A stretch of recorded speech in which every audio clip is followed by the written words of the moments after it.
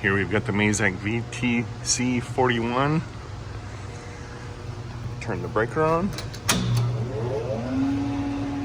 Turn the air on. Shut off my drain air hose.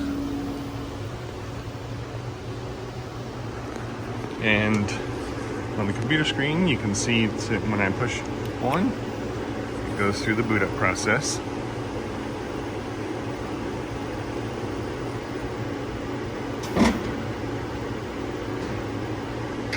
Okay, now we put the knob in zero return mode, push the X, Y, and Z axes buttons all in the negative direction, and the head will move some, and then go and push them all in the positive direction, and then they'll go back to their home position.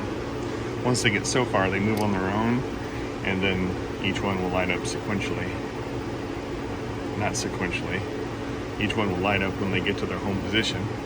And then you'll see it's asking or mentioning that the magazine is not zero return. So we press this to